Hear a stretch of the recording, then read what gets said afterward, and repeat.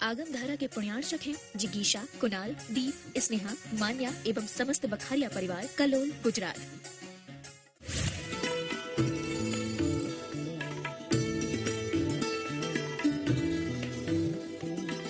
नमो अरिहंताणं, नमो सिद्धाणं, नमो आयर्याणं, नमो वज्रायाणं, नमो लोय सव्वसाहूणम्।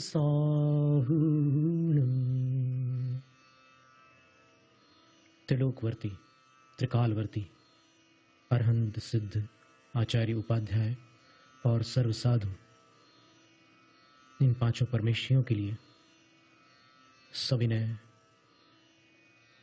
नमस्कार। विंध्यगिरी की शिखर शिरोमणि श्री गोमटेश्वर बाहुबली स्वामी परम भक्ति पूर्वक नमस्कार को प्राप्त हूं। दीक्षा शिक्षा गुरुआचार्य विद्यासागर महाराज को नमोस्तु। गोमटेश अष्टक, जिसकी रचना विद्वान आचार्य श्री नेमिचंद्र सिद्धांत चक्रवर्ती ने ईस्वी सन 981 के बाद की है, उसी का स्वाध्याय इस उपदेश माला में चल रहा है। उपजाति छंद में उन्होंने प्राकृत काव्य लिखे हैं और गोमटेश्वर भगवान की छवि का ऊपर से नीचे तक चित्रण करते हुए प्रत्येक काव्य के अंतिम चरण में उनको नित्य प्रणाम करता हूं, ऐसा कहकर प्रणाम किया है। आज 5वीं कड़ी है। काल की अपेक्षा यहां श्रवण मेलगोल में जब ये ध्वनि मुद्रण हो रहा है, आज का दिन सोमवार का दिन, कैलेंडर में 21 मई की तारीख को लिए हुए और समय लगभग 8:30 का समय है। राग यमन में इस स्तोत्र को निबद्ध करके पहले काव्य का पाठ करते हैं, फिर उसके अर्थ, पद्यानुवाद, भावार्थ और जो दृष्टांत प्रवाह में आ जाए वहां तक जाते हैं। लया समकंत महाशरीरम भव्वावलीलब्ध सुकपरुखम देविंदु विंदच्यपाय पौमम तं गोमटेशं प्रणमामि नित्यं। लया समकंत महाशरीरम, इसकी संस्कृत छाया ऐसी बनेगी, लता समाक्रांत महाशरीरम। लताओं से समाक्रांत है, भली प्रकार वेष्टित है, व्याप्त है, महाशरीर जिनका, विशालकाय है भगवान की छवि। कहते हैं लगभग 57 फुट की ऊंचाई है। तो उनके चरणों से लेकर भुजाओं तक वो लताएं लिपटी हुई हैं। तो लताओं से समाक्रांत है महान शरीर जिनका। और कैसे हैं? भव्वावली लद्ध सुकप्परुखम, भव्यों की जो आवली है, पंक्ति है,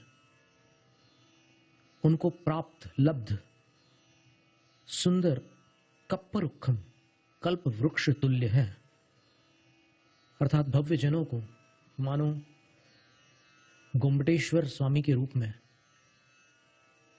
एक सुंदर कल्प तरु प्राप्त हो गया है। तीसरे चरण में कहते हैं देविंद विंदच्य पाय पोमम। विंद, विंद, प्राकृत में 2 बार विंद शब्द का प्रयोग है और जानने वाले जानते हैं कि जहां पर एक शब्द का एक से अधिक बार प्रयोग हो लेकिन अर्थ भिन्न निकलते हो तो उसको साहित्य में यमक अलंकार कहते हैं।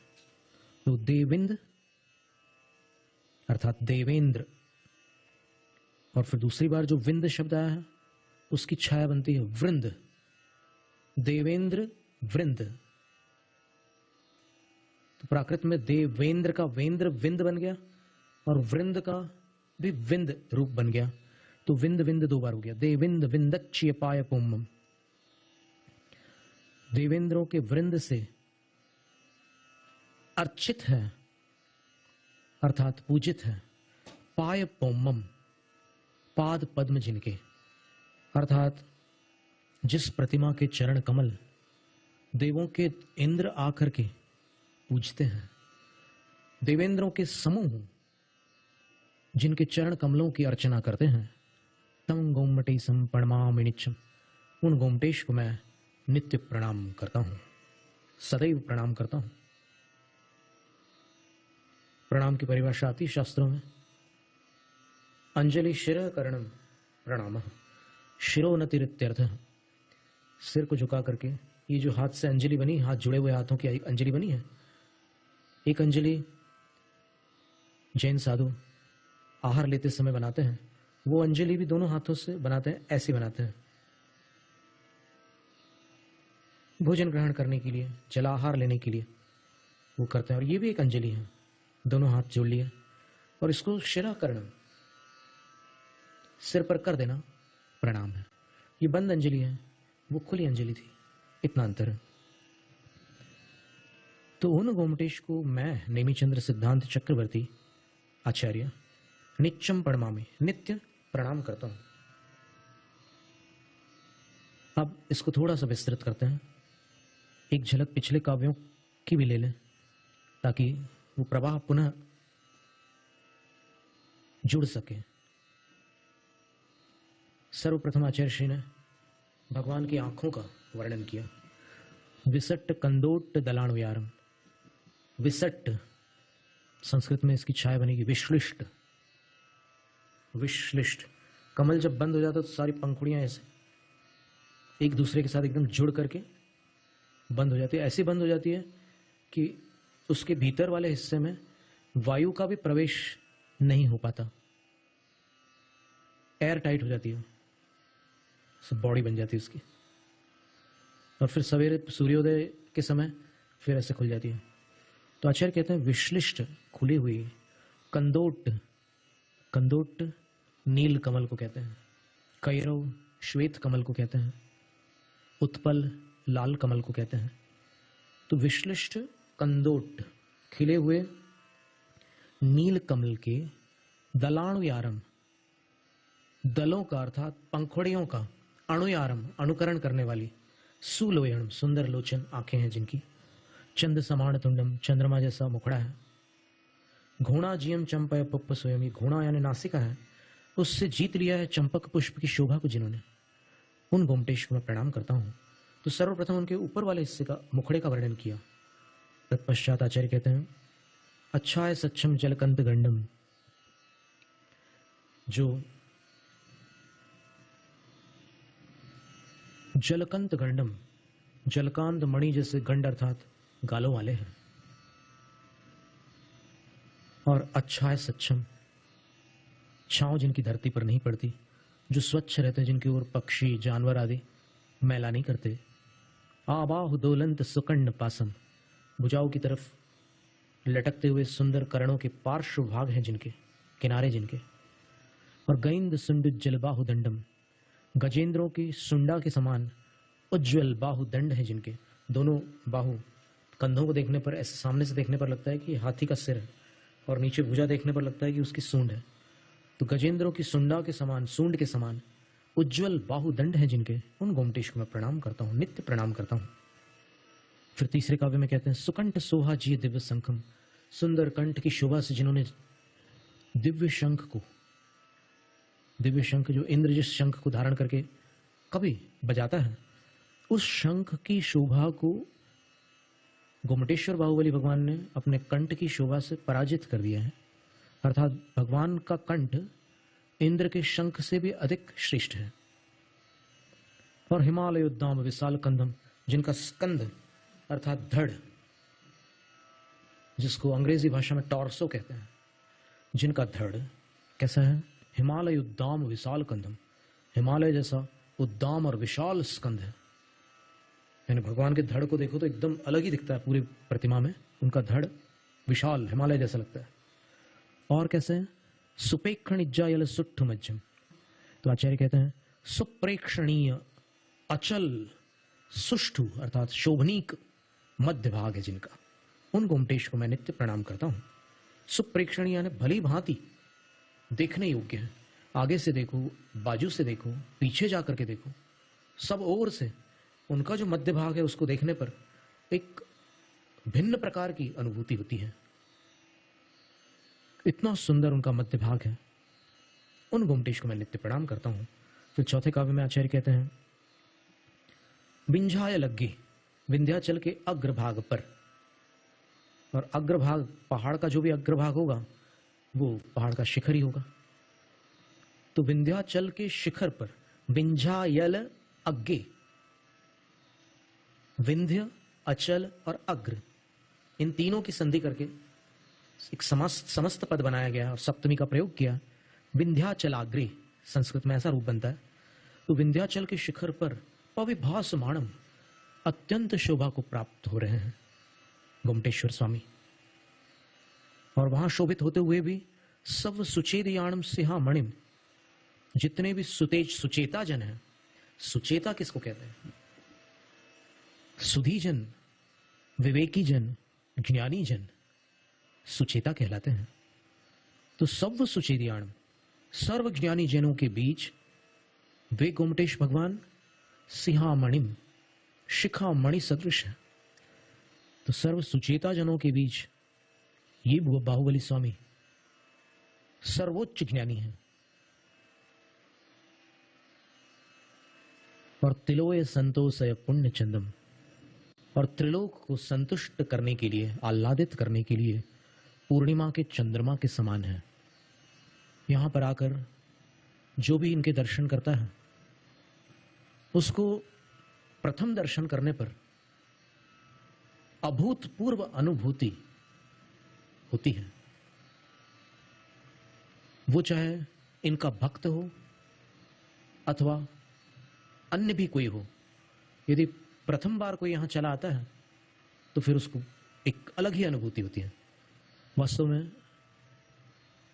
ये हमारी अपनी घटना ऐसी है कि हमारी भावना हुई कि यहां हम भगवान के चरणों में पहुंचे, पर लगभग बड़ी दूर 2500 किलोमीटर लगभग दूर हम उत्तर प्रदेश में, तब हस्तिनापुर में थे। एकदम भावना बनी कि भगवान के दर्शन करने हैं। बहुत बार विचार आता था कि दर्शन करने हैं, पर इतनी दूर से यहां आना, जिस प्रकार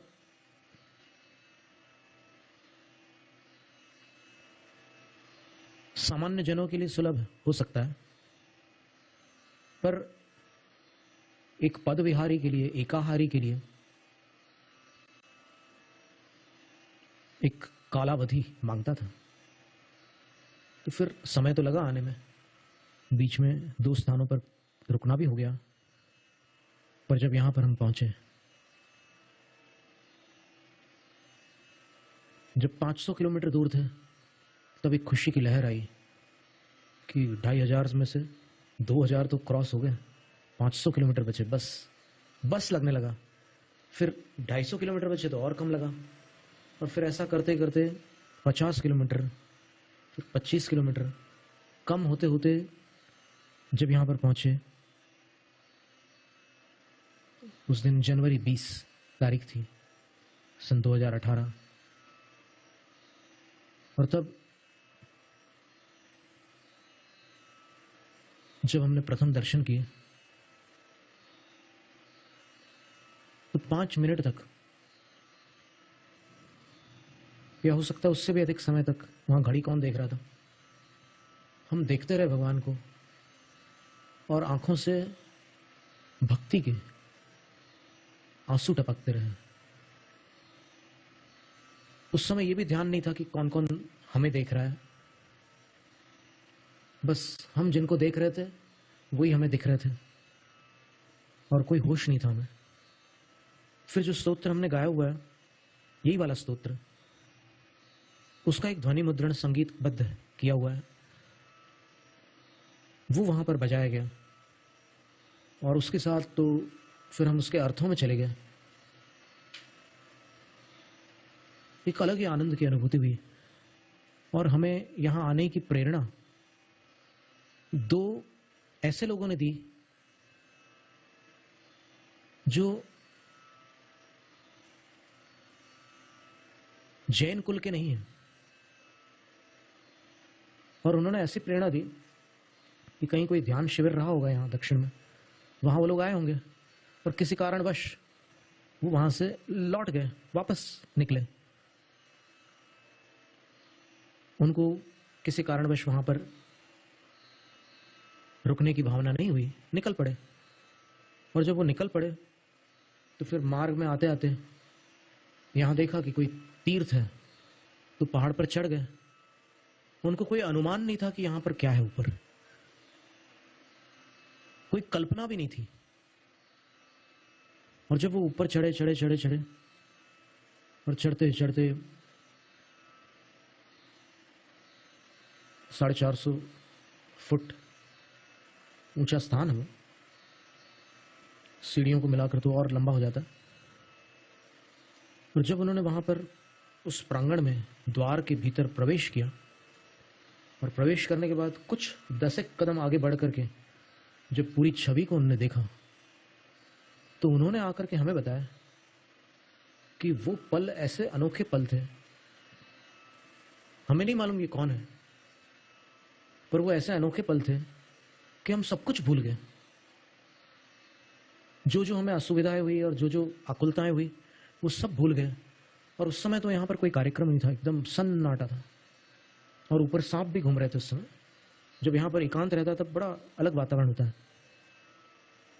तो बस देखते ही रह गए, दंग रह गए। और फिर लगा कि संसार में यदि वैराग्य और शांति चाहिए हो तो फिर इससे बेहतर कोई दूसरा स्थान हो नहीं सकता। जब उनने हमसे ये बात कही और फिर हमें कहा कि आप जरूर जाना, तो फिर हमें तो लगा कि ये तो हमारे आराध्य भगवान है, हम क्यों नहीं जाएंगे। फिर वहां से चलकर फिर हम यहाँ आए, जब दर्शन किए तो फिर अब भी जब जाते हैं तो जाते समय हर बार लगता है कि कुछ नया ही देखने को मिल रहा है। कोई दर्शन ऐसा नहीं लगता कि पुराना दर्शन, कुछ ना कुछ नवीनता आ जाती है उसमें। ऐसे अनोखे बाहुबली स्वामी को आचार्य नेमिचंद सिद्धांत चक्रवर्ती कह रहे हैं कि वो विंध्याचल पर्वत के शिखर के शिरोमणि हैं, वहां पर वो शोभित हैं और सर्व सुचेता जनों के लिए वो सर्वोच्च ज्ञानी है, क्योंकि उनकी मुद्रा से ऐसा लगता है कि इनके लक्षण किसी दरिद्र, दीन दुखी, रोगी अथवा पीड़ित मानव के लक्षण नहीं है। सर्वांग सुंदर, सर्व वैभव संपन्न और शक्तिमान देह से युक्त होकर भी जिन्होंने ऐसी तपस्या की कि लताएं शरीर से लिपट गई और पक्षियों ने बालों में घोंसले बना लिए। प्रतिमा में तो उन्होंने 64 भंवर बनाई है ऊपर, शिल्पकार ने बड़ी सुंदर 64 केशों की भंवरें हैं। बड़ी भंवर भी है, छोटी भंवरें भी हैं। पर शास्त्रों में जो वर्णन आता है उनकी तपस्या का, जैसे पैरों के पास चींटियों ने बामियां बना ली, उन बामियों में आकर सांप रहने लगे, बिच्छू, गिरगिट, कितने प्रकार के जीव जंतु उनके ऊपर शरीर पर चढ़ जाते थे। छिपकलियां वगैरह सब कहां कहां तक चढ़ जाती थी, लेकिन फिर भी वो अपनी तपस्या में लीन थे। ऐतिहासिक तपस्या की उन्होंने, दीक्षा के बाद कभी भोजन ग्रहण नहीं किया।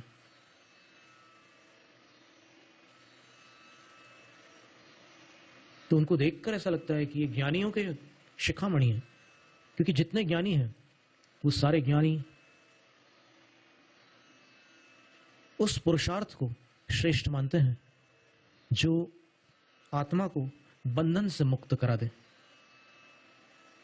और जिन्होंने वो पुरुषार्थ पूर्ण किया वो सुतरांग ज्ञानियों में श्रेष्ठ हो गए। इसलिए सिंहामणिम सब सुचीर्याणम, और त्रिलोक को संतुष्ट करने के लिए पूर्ण चंद्रमा के समान, पूर्णिमा के चंद्रमा को देखकर सबको खुशी होती है, सबको अच्छा लगता है। तो भगवान तो ऐसे हैं कि तीनों लोकों के लिए पूर्णिमा के चंद्रमा के समान है, सबको संतुष्ट कर देते हैं। जब महामस्तकाभिषेक महोत्सव के वो 9 दिन चले,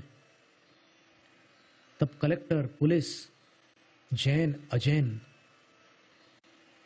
हिंदू, मुस्लिम जो भी वहां आए सब झूम उठे। इतना भव्य अभिषेक हुआ। और अभी भी अभिषेक 3 तारीख को जून को बड़ा भारी अभिषेक होने वाला है, ऐसा सुना है। तो इतना सुंदर अभिषेक होता है जिसको आचार्य कुंद कुंद स्वामी ने दिव्याभिषेक कहा है। दिव्य का अर्थ होता है मनोहर। हरिवंश पुराण के 9वें सर्ग में आचार्य जिनसेन स्वामी ने बाहुबली स्वामी के पिताश्री का वर्णन करते हुए लिखा है कि उन्होंने अपनी 84 लाख पूर्व की आयु में 83 लाख पूर्व तक दिव्य और देवोपनीत सुखों को भोगा। तो वहां पर दिव्य शब्द का अर्थ मनोहर और देवोपनीत का अर्थ देवों द्वारा लाए गए। देवैहि उपनीतान भोगान देवोपनीतान सुरोपनीतान, श्लोक में सुरोपनीतान अर्थ वही हुआ कि देवोपनीत भोगों को उन्होंने भोगा। और वो भोग कैसे थे? दिव्यान, दिव्य थे। दिवो क्रीड़ायाम, दिवादिगण की धातु दिवु है और वो क्रीड़ा के अर्थ में प्रयुक्त होती है, पर उसके विभिन्न अर्थ होते हैं।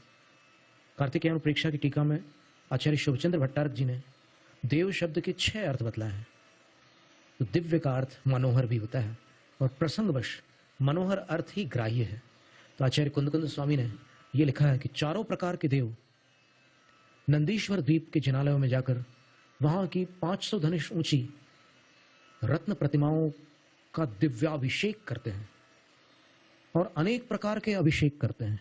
बहुवचन दिव्ये ही नाणे ही, दिव्य अभिषेकों के द्वारा वो उन प्रतिमाओं की अच्छंती, अर्चना करते हैं, अंचंती, पूजंती, पूजा करते हैं, वंदना नमस्कार करते हैं।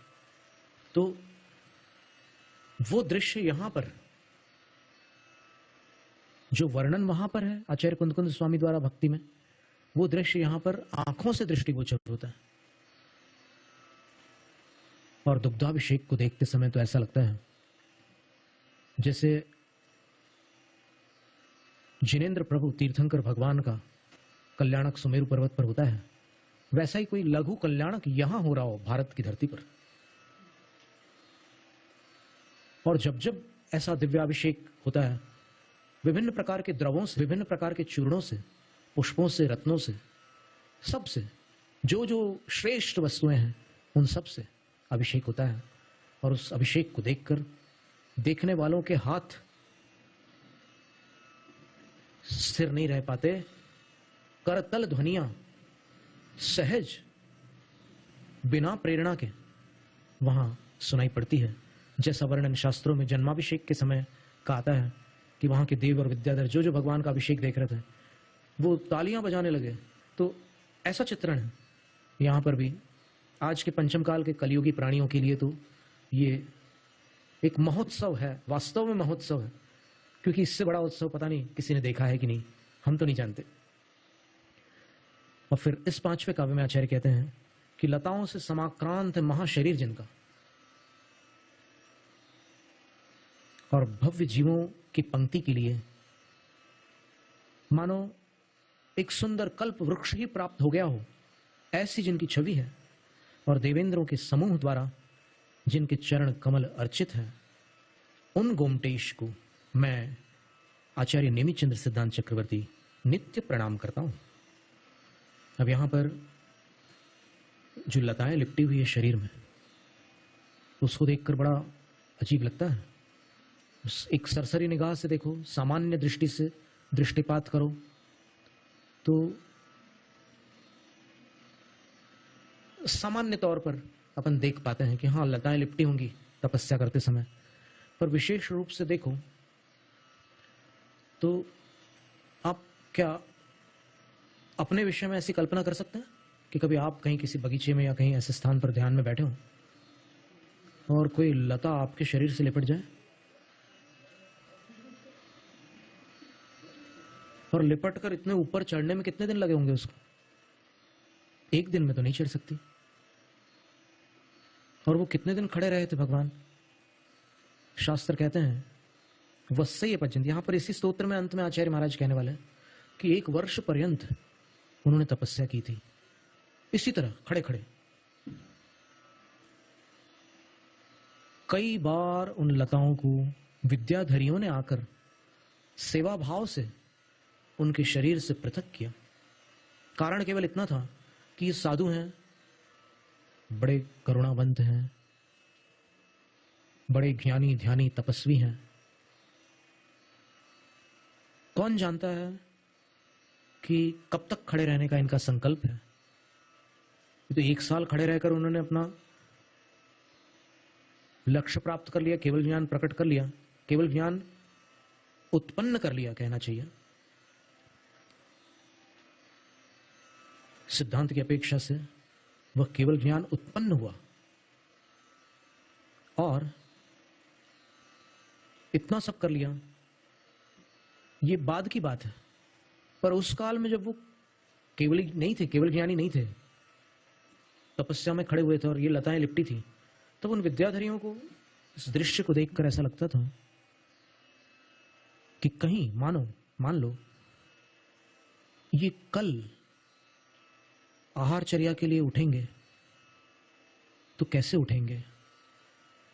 मान लो इनको कल भोजन लेना हो तो भोजन कैसे करेंगे? ये भावना आती है बहनों के अंदर, माताओं के अंदर, भक्तों के अंदर भावना आती है कि हमारे गुरु भूखे न रहें। उपवास कर रहे हैं, तपस्या कर रहे हैं, ठीक है, वो तो करते ही हैं, लेकिन अब हम नहीं जानते कब तक का उपवास है। हम तो यही चाहेंगे कि जब भी उपवास पूरा हो तो फिर आहार के लिए उठ सके, कोई व्यवधान न उत्पन्न हो। तो ऐसा विचार करके वो विद्याधरियां बहुत संभाल करके धीमे से उन लताओं को शरीर से पृथक करती थी। ऐसी मूर्तियां भी यहां पर देखने को मिली कर्नाटक में। पर वो खड़े ही रहते थे, आहार के लिए उठते ही नहीं थे। कितनी बार उन्होंने हटाया। अगर शुरू से लेकर 1 साल तक वहां से कुछ भी हटाया ना जाता तब तो संभवतः वे मुनिराज दिख भी नहीं पाते। इतनी लताएं और इतने पेड़ पौधे सब उनको घेर लेते हैं, और नीचे बामियां वगैरह, पूरा शरीर उनका आच्छादित हो जाता, पता भी नहीं चलता कि वहां पर कोई है या नहीं। इतने कठोर तपस्वी बाहुबली स्वामी यहां पर प्रतिमा के रूप में विराजमान है और देवेंद्रों के समूह से उनके चरण कमल अर्चित। अब देवेंद्रों का समूह कैसा क्या है, उसका विवरण कैसा है, तो फिर उसके विषय में आता है कि जो वैमानिक देव हैं, कल्पवासी देव हैं, अथवा सरल शब्दों में कहो कि स्वर्गों के जो देव हैं, उनकी कुल संख्या 12 होती है।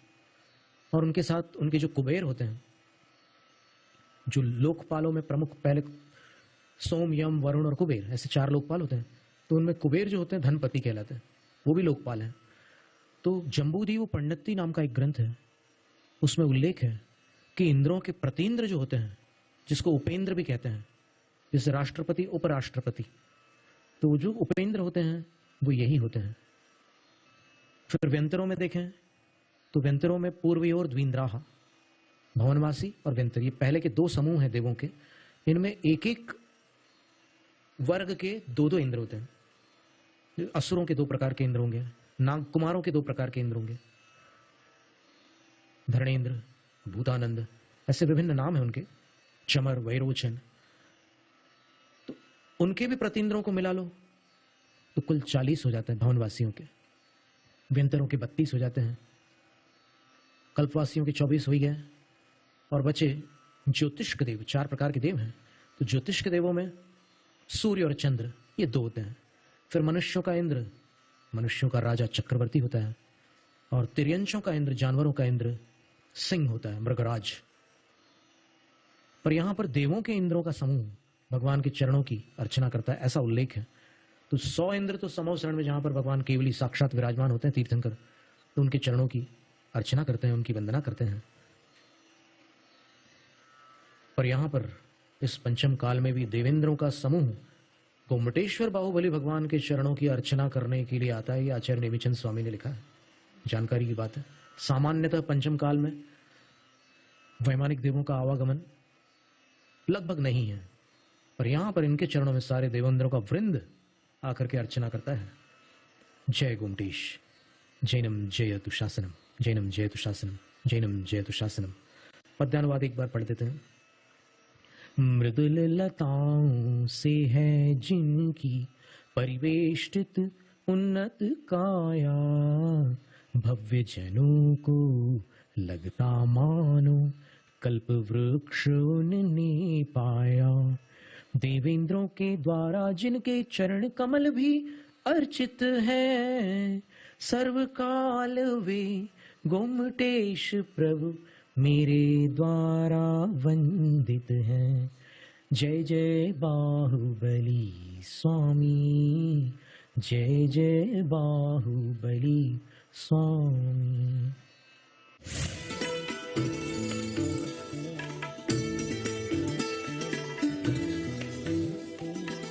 आगम धारा के पुण्यार्चक थे जिगीशा, कुणाल, दीप, स्नेहा, मान्या एवं समस्त बखारिया परिवार, कलोल, गुजरात।